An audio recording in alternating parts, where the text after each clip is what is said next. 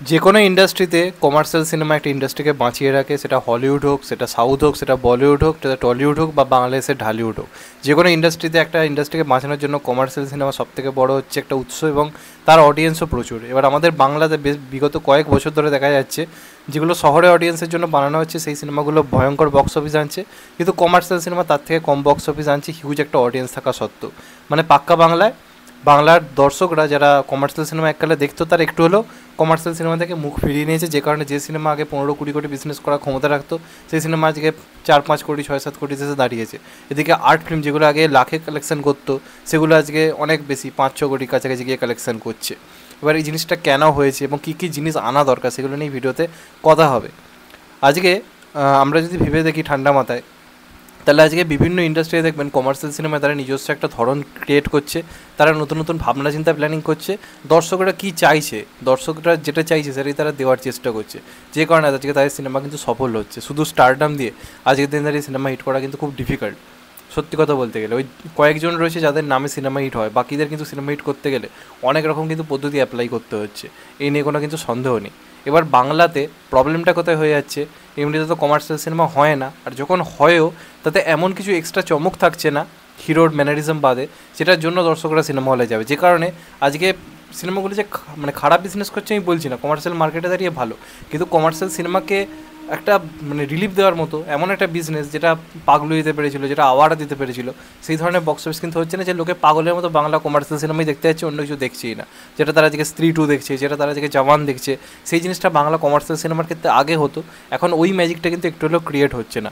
তার কারণ অন্যান্য ইন্ডাস্ট্রিতে টিকিট কেটে সিনেমা হলে দেখতে গিয়ে তারা যে যে চমকগুলো পাচ্ছে সেগুলো বাংলা সিনেমায় অভাব, এবং এটাই হচ্ছে সবথেকে বড় প্রবলেম এই মুহূর্তে এর বাংলা সিনেমা। আপনারা বলুন শেষ কোন মানে বাংলা সিনেমায় শেষ 6-7 বছরে আপনি নায়িকার জন্য হাততালি দিয়েছেন, নায়িকার এন্ট্রিতে সিটি মেরেছেন? নেই, এই হিসেবেই নেই। অথচ এককালে আপনি চ্যালেঞ্জ সিনেমায় শুভশ্রীর এন্ট্রিতে সিটি মেরেছেন, এককালে আপনি বেশ করেছি প্রেম করেছিতে কোয়েলের এন্ট্রিতে আপনি হাততালি দিয়েছেন, চেঁচিয়ে উঠেছেন, বা শ্রাবন্তীর এন্ট্রিতে সিটি মেরেছেন। তো শেষ কবে আপনি এদের জন্য সিটি হাততালি মেরেছেন? উত্তর হচ্ছে আপনি নিজেও ভুলে গেছেন। 7-8 বছর হলে আপনি নায়িকাদের জন্য চেঁচানিনি। অথচ আজকে সাউথে একটা সিনেমা রিলিজ করেছে দ্য গোট, অলরেডি বক্স অফিসে অনেক রেকর্ড চুরমার করে দিয়েছে। সিনেমার রিভিউ যে দারুণ এসছে তা না, কিন্তু তা সত্ত্বেও অনেক রেকর্ড ভেঙে দিয়েছে। এমনিতে থালাপতি বিজয়ের তো ক্রেজ রয়েছে, প্লাস যে জিনিসটা সিনেমাটার মানে কালেকশানকে আরও ভয়ঙ্কর বুস্ট দিয়েছে সেটা হচ্ছে এই সিনেমায় তৃষার ক্যামিও। এবার ব্যাপারটা কি শুনে আপনারা বলতে পারেন ক্যামিও তো থাকতেই পারে, আর এমন কি বিজয় এবং তৃষার জুটি ওখানে জিৎ কোয়েল জুটি বা দেব কোয়েল জুটির সমান আইকনিক জুটি।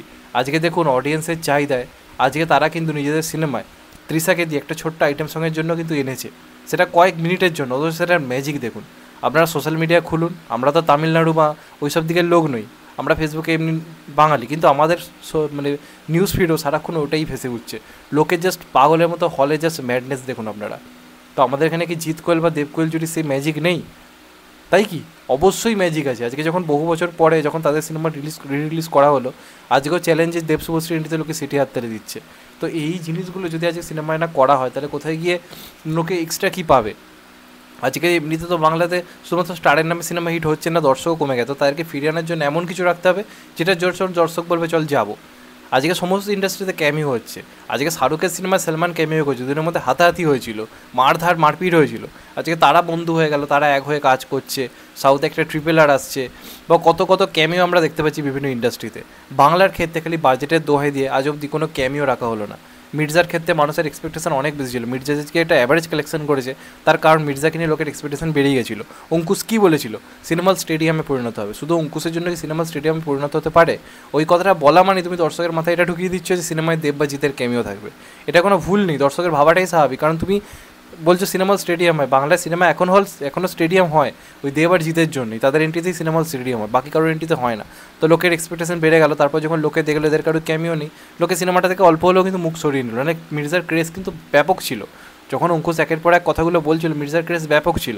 আস্তে আস্তে পড়লো কখন, যখন দেখলো লোকে তেমন টেমিও নিয়ে আর গেল না।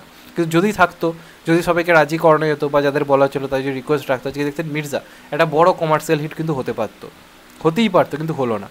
এবার যেটা আমার ব্যাপার, এই যে বিজয় তৃষা জুটি যে ফিরে এলো এতদিন পর ম্যাজিক, লোকে কিছুক্ষণের জন্য আবার সেই জুটিকে দেখলো তারা তাদের পুরোনো ড্যান্স স্টেপ ফিরিয়ে আনছে তাদের গানের মধ্যে, মাট্টা বলে সংটা, তারা তাদের নিজের পুরোনো ড্যান্স স্টেপকে রীতিমতো তারা রিক্রিয়েট করেছে। এবং একজনের বয়স 48 বছর, আরেকজনের বয়স 43 বছর, তৃষার বয়স। এই বয়সে তাদের নাচ দেখুন, তাদের ম্যানারিজম দেখুন। তো সিনেমা লিগে তারা তো যেটা চাইছে সেটাই পাচ্ছে, কিন্তু আমাদের এখানে একটা চেঙ্গিসে আপনি কোয়েলের কোনো গানে আইটেম সং বা শ্রাবন্তীর কোনো আইটেম সং বা খাদানে আপনি আশা করতে পারেন না যে দেব কোয়েলের এরকম কোনো গান থাকবে, যেখানে আমরা ছেলেদেবের কোনো একটা সিনে এরকম জিনিস আশা করতে পারবো যে শ্রাবন্তীর কোনো একটা এন্ট্রি বা কোয়েলের কোনো একটা এন্ট্রি, এই ধরনের জিনিসগুলো ক্রিয়েট করা হচ্ছে না। তো এইগুলো কি আমরা আশা করতে পারি না? বাংলার কমার্শিয়াল দর্শকরা কিন্তু তাদের কমার্শিয়াল সিনেমা থেকে অনেক কিছু আশা করে। আজকে তারা বিভিন্ন ইন্ডাস্ট্রির সিনেমা যখন দেখে নিচ্ছে, তাদের এক্সপেকটেশন অনেক বাড়ছে। তারা যখন দা গোট দেখছে, তারা মনে মনে কল্পনা করে দিচ্ছে আমরাও কোনো দিন দেবজিতের সিনেমায় এরকমভাবে কোয়েলের এন্ট্রি দেখতে পাবো, কিন্তু হচ্ছে না। তার কারণ আমাদের ইন্ডাস্ট্রির মধ্যে একতার খুবই অভাব, না এরকম কারণে এও করতে চাইছে না। এখন যদি কোয়েলকে করতে বলে, কোয়েলের বক্তব্য না আমি এখন অন্য ধরনের সিনেমা করি, আমি করবো না, ক্যারিয়ার এটা করে কী হবে। তো অডিয়েন্স যেগুলো চাইছে, আজকে গ্রাম বাংলার যে অডিয়েন্স যেটা চাইছে, সেই জিনিসটা কিন্তু তাদেরকে দেওয়া হচ্ছে না। যদি দেওয়া হয়, আমি বলতে পারি আবার কিন্তু কোথাও গিয়ে সেই ম্যাজিকটা ফিরবে।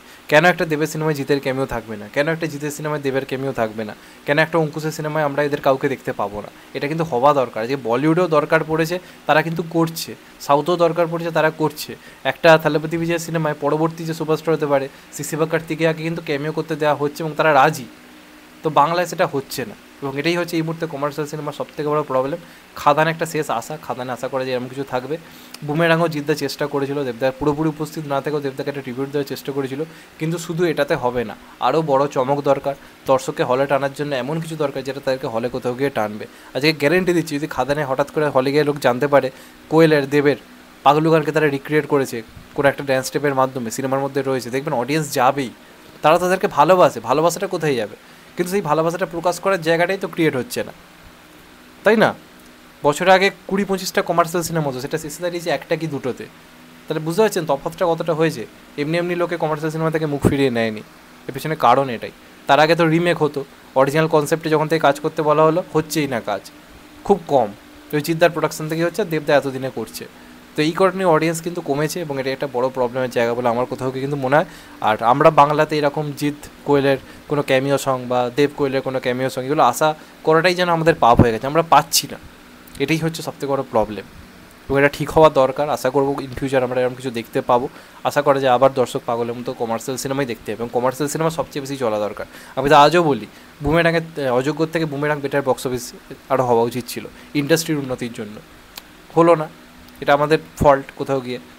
দুটোই ভালো চলেছে, কিন্তু আমি আজও বলি, অযোগ্য যদি 5 কোটি কামায়, বুমেরাঙের 8 কোটি কামানো উচিত ছিল। এটাই হচ্ছে প্রবলেম হয়ে যাচ্ছে। যাই হোক, এটা আমার মতামত, এবং তোমাদের এটা নিয়ে কি মতামত অবশ্যই কমেন্ট করে জানিও। চ্যানেলটা নতুন হলে চ্যানেলটাকে সাবস্ক্রাইব করে দিও, অ্যান্ড কেটে দেবে বেল আইকন। ভালো থেকো সবাই, টেক কেয়ার, নমস্কার, আবার দেখা হবে। এখন তো বাই, সবাই ভালো থেকো, সুস্থ থেকো, টেক কেয়ার, নমস্কার, আবার দেখা হবে, ভালো থেকো সবাই।